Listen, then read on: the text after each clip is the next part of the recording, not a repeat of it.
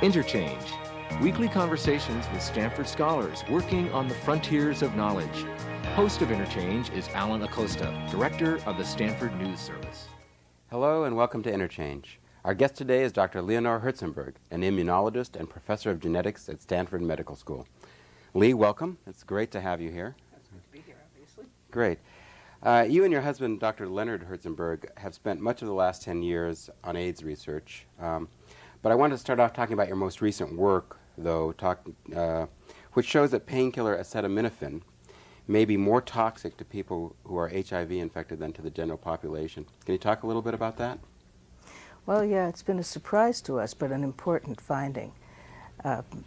Basically, the studies that we just completed will tell us that people who have HIV infection, particularly those who have less than 200 T cells, which is a hallmark sort of threshold value that tells us people are more in danger, those people tend to have lower levels of a natural compound that normally protects everyone. We all have lots of this material, and it protects us against things, it's called oxidative stress, the kinds of chemicals that are in our environment, the sunshine, a sunburn, all of these things that are normal and natural. We have this material called glutathione, which is a protective agent. It does lots of other things in the cell. It's important for the cells to be able to divide. It's central to life. I guess we can say it came from, even bacteria have this. It's a very, very central molecule. Little changes, very small changes in the level of this, change how cells behave under different circumstances. And what we found was that people with HIV infection have slightly less of this. But that slight difference is enough to change how their cells behave under different kinds of circumstances.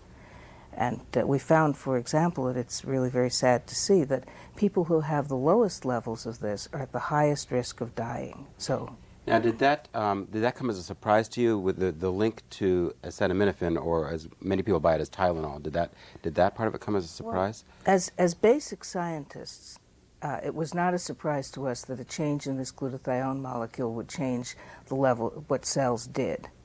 That it would translate into survival levels for the HIV-infected people, that we could actually see this difference in a 3-year study, was a surprise. Furthermore, it said to us that to come back to acetaminophen, acetaminophen is something that people take all the time. You just look in the drugstore at the size of the Tylenol display. I mean, Tylenol is one brand of acetaminophen, and next to it you find lots and lots of generic acetaminophen. And they're all the same, and they all do the same thing. And normally, we have a first-line defense against any toxicity that acetaminophen causes, and HIV people have this defense too.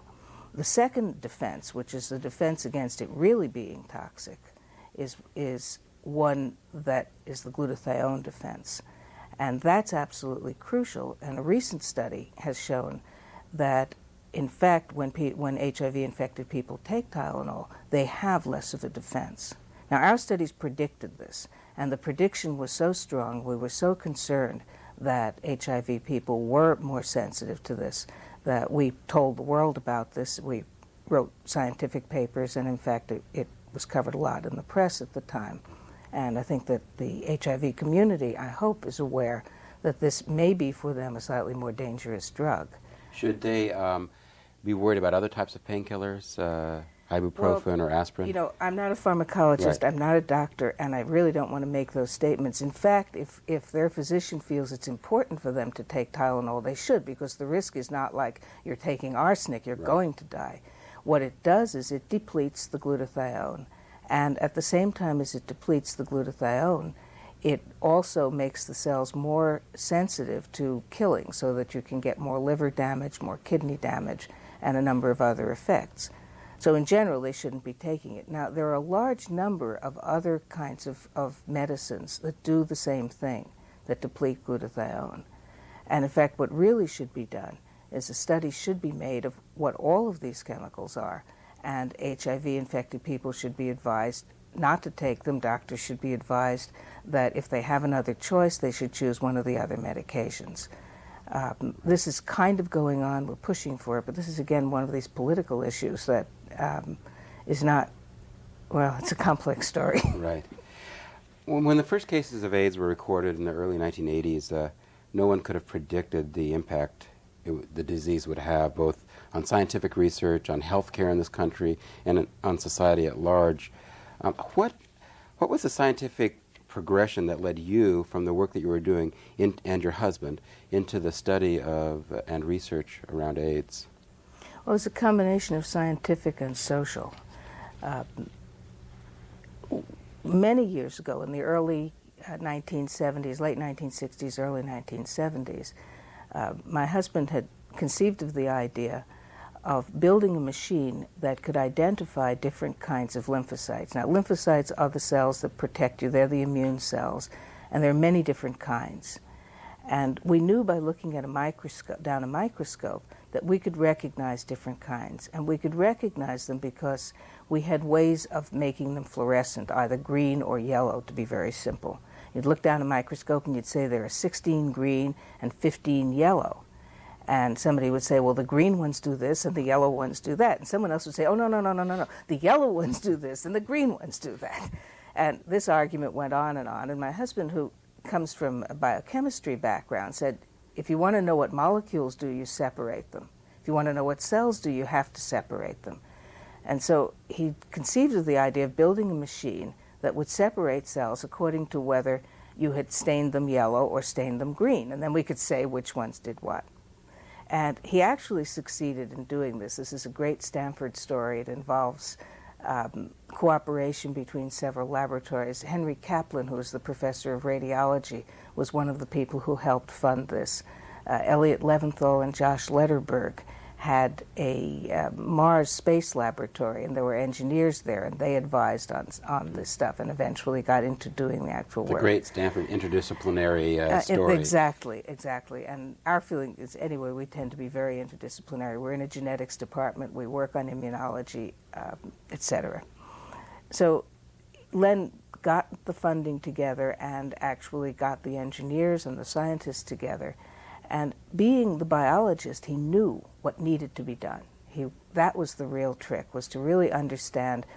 Not, the engineers would say, I can run this in this way, and he would say, well, but you can't do the experiment that way. And they said, well, this is the way the engineering runs. And he said, well, don't bother then. You've got to do this so we can do the experiment. And ultimately, we did. And ultimately, this became what's called a fluorescence-activated cell sorter. And ultimately, it was produced by several companies, and now there are thousands and thousands of them around the world. Well, why AIDS research? In the very first studies that we did with this machine, we worked on what do different kinds of lymphocytes do, and we identified T cells and B cells. And our other colleagues got into the act as the machines became available, and we could finally recognize T cells from B cells, and then different kinds of T cells, helper and suppressor T cells. And my work, I probably have either the first or the second paper defining helper from suppressor T lymphocytes. This is just what we call subsetting of lymphocytes. And so this put us into having a strong knowledge of these kinds of T cells. Then we went back to working on mice. We didn't touch human work for a long time because mice were easier and better to work on, and we perfected the machines and got better ways of doing them. We brought in what are called monoclonal antibodies, which were much more specific ways of staining cells red and green, and ultimately had this whole very strong technical capability in the lab. So when AIDS hit, basically, you were sort of very ready. We were poised to do it. Yes. In fact, when AIDS hit, we were doing other things, and we didn't see that our research should go in the direction of AIDS. I mean, we participated, we talked to people. We tried very hard to get proper computer systems put into place. And that turned out to be very ironic because a few years after the epidemic hit, when testing became regular, the guy who does our computer stuff and started in the lab, 25 years ago or something, he came into the lab one day and he said, I just have something serious to talk about, and we all got together in the office, and he said, Michael and I tested positive, and he says, I guess we just have to say we were in the wrong place at the wrong time. And we said, well, that's a real disaster, both from the standpoint of your lives, obviously, and also from the standpoint of your work, because you're building these new computer systems that are really going to support this. But it's also kind of ironic, because you designed the first software programs that could recognize a T cell from a B cell, and here we are turning around and counting your T cells to see what the state of your health is. Anyway, we continued on. We really didn't do very much, but we did a lot with trying to get proper computer stuff, records kept. We were not successful, again, for political reasons. But ultimately, this became the method of choice for monitoring the disease. And it was also then became the catalyst for you getting involved. Well, again, sometimes says that over that period of time, we really didn't get very much involved. We got involved because Michael got sick, and I was very close to Michael. Wayne had gone through, the two people, was Wayne Moore, who's our software person, and there was a period of time when Wayne was going through some infectious something, which we didn't know what it was. In retrospect, it was probably an aspect of the HIV infection. But Wayne was quite ill, and Michael would call, and he and I would sit there and discuss what medicines to give Wayne, and he'd say I had to sponge him down. He woke up with a lot of fever.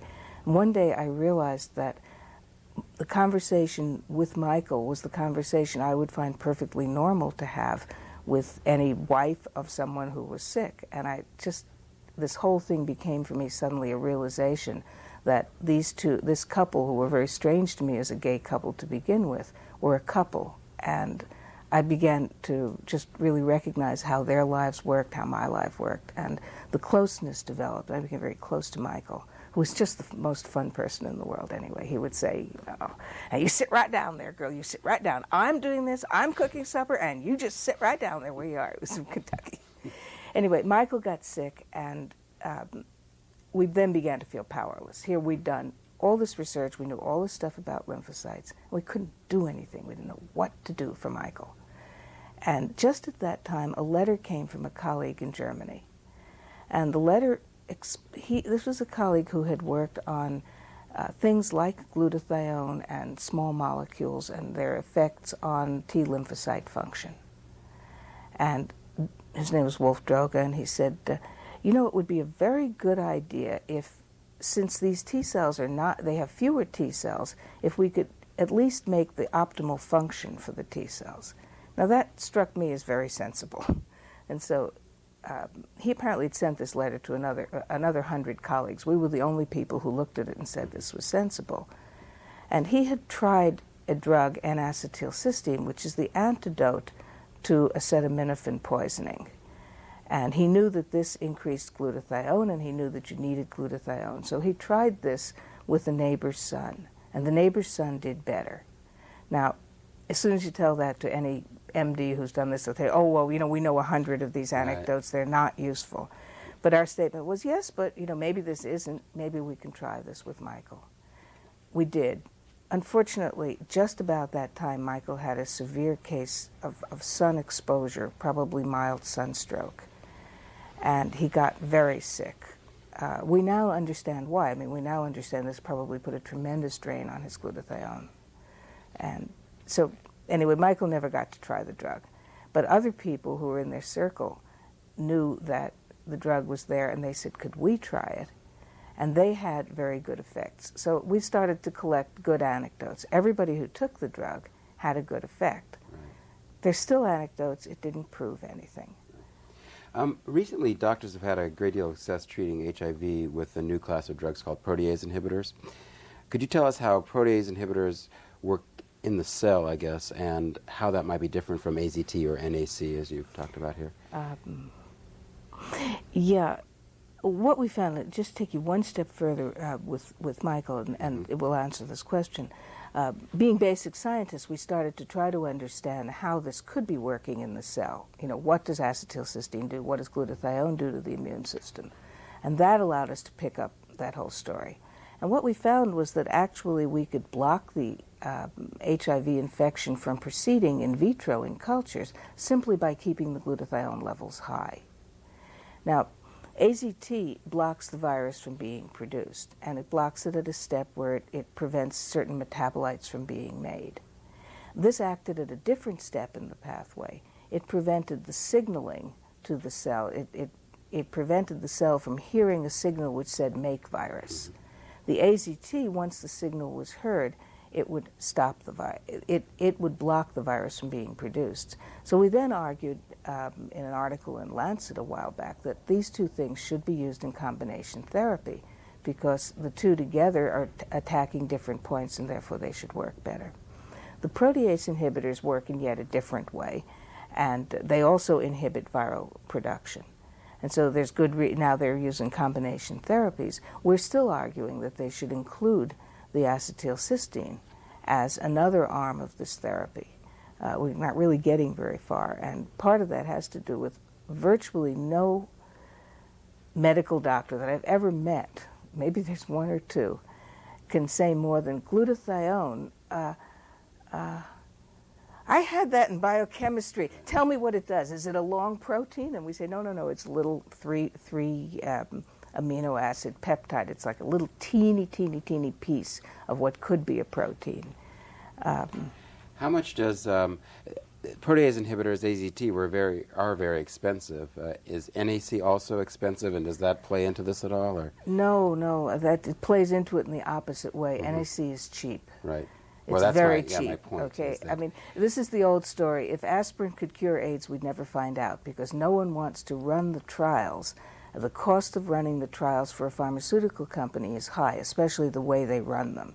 And so they don't want to run trials. Because it's hard to recoup. They're not going to recoup the millions and Right. millions or billions of dollars that they could recoup, Right. and so you can't get this to happen. The acetylcysteine is a drug that's used in Europe. It's actually in some countries sold over the counter. Mainly it's a low-level prescription drug, but it's very, very cheap. And we have not found a company or a group willing to back this. Let me just say that we have run a trial. I mean, our recent data was to run a trial. Interestingly, the Cancer Institute ran the trial. We couldn't get support from the AIDS Institute, but the Cancer Institute, being better biochemistry people, understood the biochemistry that was involved, and they funded us to run the trial that showed that glutathione is important for survival, and presented reasonable evidence. It's not absolute evidence that NAC actually can prolong life. I mean, maybe good enough evidence for people to go on it if you don't have any other. Right. We've read a great deal in some of the popular press anyway about sort of announcing the end of AIDS, you know, that perhaps not a cure, but a new era where AIDS can be treated something like diabetes, you know, it's controllable and, you know, you can live long lives with some treatment. Does that type of media representation bother you, and given what you know? What do I know? First of all, you know, don't I devoutly wish. Watching Michael die was one of the most awful things I'd ever seen. Coming and sponging him down, helping, you know, when he finally was completely incontinent and incompetent. And I'd give anything to see the AIDS epidemic over. The protease inhibitors are certainly a very good step in this direction. They are saving lives right now. The problem, the thing that we're all worried about, and there is some evidence, but I'm not watching this evidence. None of us even really want to watch it to see where the chinks in the armor are going to be. It is true that we're going to get resistance. Can we find enough protease inhibitors so that we can keep putting a new one in when the other one comes in? Or is the resistance going to be cross-resistance so that once you become resistant to protease inhibitors, you can't take another one? I don't know the answer. Our argument, which we've made many times, is that if they were to use this NAC in combination therapy, that it might slow down the generation of resistance. And that's why we think it's a good idea, because there are just good biochemical reasons for thinking that throwing it in, it's completely non-toxic, doesn't hurt anybody. And if they did use it, it might really make the protease inhibitors last longer. I don't think we've quite seen the AIDS epidemic over. And of course, as you know, the protease inhibitors are very expensive. They're wonderful for what we have here. They need medical supervision to give them. This is not going to work in a large part of the world where the medical supervision is not available, where people don't have enough money for protease inhibitors. I mean, you know, there are things going on in Africa. I'm very close to what's going on in what's now called the Democratic Republic of Congo, and it used to be called Zaire. And for just some personal reasons, we have very close contacts there. They don't even have enough money to vaccinate kids for measles. They do not have money for protease inhibitors. We need to help them, and this is another reason that we've pushed for NAC. NAC may not be as good as a protease inhibitor. We don't expect it would be, but it has the potential, if you're not sick yet, for keeping you from getting sick, and that's what we're really after. President Clinton recently invoked the imagery of putting a human being on the moon in terms of the fight against AIDS. Do you think that's realistic, some sort of federal mandate and pouring some kind of money, a significant amount of money in? Is that going to make a difference, or is that more of a political response? Putting money into AIDS research is always going to make a difference. The more you put in, the better. It should be said that it really doesn't matter whether you put it into AIDS research or cancer research, that understanding the basic problems that we're dealing with transcend this. This is not an issue of whether it's, you know, being spent for AIDS. What you spend for AIDS may help cancer. What you spend for cancer, in our case, certainly helped AIDS because they were, Cancer Institute were the ones who funded us. So the idea that more money would go into research towards this direction is good. The idea that we can make such a vaccine, I think that's a reasonable argument. The things that I see that are negative about it, we need a needle exchange program right now. We need a needle exchange program, and if President Clinton had said, okay, we're going to see that we have a needle exchange program, we're going to see that we have education, and that's a minor amount of money, and in addition we're going to put a large amount into vaccinating people so that 10 years from now we can make AIDS, I would be happier with him. I think that politically that's a difficult thing to do. I understand that. Personally, I'm a Clinton supporter. I think that as much as can be done, he's trying to do, and I think his heart is in the right place. You know, in my generation, President Nixon at the time announced a war on cancer. In fact, the fax machine that we built was partly funded by that war on cancer. If President Clinton announces a war on AIDS, it may be that what we'll find is a method of eradicating cancer, and we might not eradicate AIDS. I don't know what will happen, but I think it's good that he's focusing on it. Bringing attention to it at least. Right, yeah, and really trying to do something. Let me switch gears here a little bit and ask you a little bit about your own career. You became involved in this area at a time when very few women were involved in the area that you were involved in. You were involved primarily as a research assistant for your husband for many years. How has that had an impact on your career? And did you feel alone at times, being one of the few women? It's an interesting statement. Curiously, my father was a Boy Scout leader, and I was a daughter. I had an older brother, but my brother was out of the house by the time I was 10 or 11. My father never saw any reason why I should not do exactly the same thing as any boy would do. And he didn't expect me to shinny up ropes, although sometimes I wanted to do so. But I mean, he saw that there were things that girls should do. But intellectually, he never asked me to hold back. He always said, go forward. He was my prime teacher and very much a center of things. So he used to take me to Boy Scout meetings. That they would have summer Boy Scout meetings on the beach. We lived near the beach, and we'd have summer Boy Scout meetings, and we'd play games like Ghost and Geography. And I was one of the people. I was one girl, and there were 9 boys, and we played Ghost or Geography. And if I had the answer, I said the answer. It never occurred to me, as I got older, that there were boys, and I shouldn't say something because the boys in the room should say this. I mean, I fought the battles. I had boys used to punch me and do all this kind of stuff. You know, you shouldn't be answering the questions. But it wasn't key. I mean, my father believed I should, and that belief was I think the central one. So that when I married Len, he was the same way. I mean, he saw me. He loved intellectual interchange with me. We met in college. our whole life was built around playing chess and doing, various kinds of things that were intellectually satisfying. And he wasn't about to waste what I knew.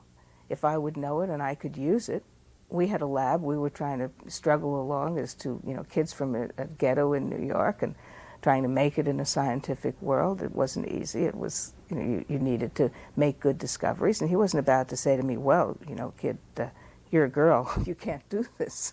It sounds like personally in your life, the men were very supportive of your intellectual curiosity, and yet when Len got accepted to Caltech and you went there, and you would have loved to attend classes at Caltech, except Right. you found out that they didn't admit women and you couldn't get credit for taking classes. Right. So you had a rather creative response to that. Yeah, well, exactly. I came out and I started going to Pomona College.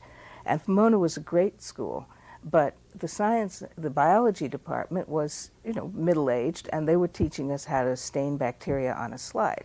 At Caltech, Jim Watson had just come back with the double helix model. Linus Pauling was there, Matt Messelson. There were wonderful genetics professors. The list was incredible, and it was just a huge, beautiful ferment. It was a very small department. Everyone knew everyone. And the professors there simply, they must have, I can't imagine how they thought about me. It was this little ghetto kid with a strong New York accent who would come home from school in the afternoon and immediately get into the lab and start helping Len with whatever he was doing, and had something to say on every issue, and was out there, and they put up with it, more than put up with it. They encouraged me into it. And they eventually said, well, if you really are having trouble going to school out there and you're not learning what you want to learn, if you want to, this was Sterling Emerson particularly who did this, and Ray Owen, we'll organize it so that you can take classes here, and we'll give you letters. And sometime you'll go someplace where they'll accept these letters. So I took classes. It didn't occur to me that I was then a sophomore, a beginning junior, and I was taking classes with the cream of the country in terms of scientific intellect. I mean, to get into Caltech was a top thing to do. And it didn't really occur to me at that time, it should have, that these were people who had a lot more training than I had, a lot more background. And, here I was in the classes with them. But I did my classwork, I got my A's. So in effect, your transcript consisted of a lot of letters, personal letters, saying that you had taken this class even though you couldn't be admitted because you were a woman at that point. Yeah. And eventually, that was the basis for you getting your doctorate from the Sorbonne. That's right. I mean, eventually, I kind of carted this little dossier around, and I presented it. I took some classes at the USDA Ag School and they Agriculture School at the NIH. They allowed me to use these letters as an admission. I got to Stanford, and Stanford actually allowed me to matriculate on the basis of these letters as a what did they call it at that time? You could finish your senior year and do your first year of graduate work. And I was going to matriculate, but just at the same time, I'm sure with nothing to do with me, the large finger came down, as they say, and they said anyone who matriculates in that program has to pay a large amount of tuition, and eventually it kept turning around when research assistants can't get rebates on technicians and on tuition. And then it finally came down to the fact that you could not work, and well, by this time I had 2 children. I had no real way of taking care of them except to pay a babysitter. We were already at the point on a technician's salary where Len was subsidizing my working by paying part of the babysitter's salary, because my whole salary went to babysitter. So there was no way of doing this. And it just went on, and then ultimately I was honored really by the Sorbonne because they asked me to submit I developed a lot of research papers. I was very well known. I was giving talks at major meetings. I was giving seminars all over. And they said, well, okay, if you will apply, you have to prove 2 things. 1, that you've created a body of scientific knowledge and are recognized for it, and 2, you have to be able to speak French. Something that was. I hope your French was good at that point. So. Well, Len had spent 2 years at Jacques Monod's laboratory, and again they had invited me to work in the lab, and I was able, to work. And I always worked with Len in the early years, and as time went on, maybe to get me out of his hair even, he said, why don't you take some independent project and just do it? And then my old professor from Caltech, Ray Owen, supported this and got me to be serious about doing my science, etc. So, well, it's really been a pleasure talking to you. I appreciate you spending this time with me. My guest today has been Dr. Leonore Herzenberg, Professor of Genetics at Stanford. I'm Alan Acosta for InterChange.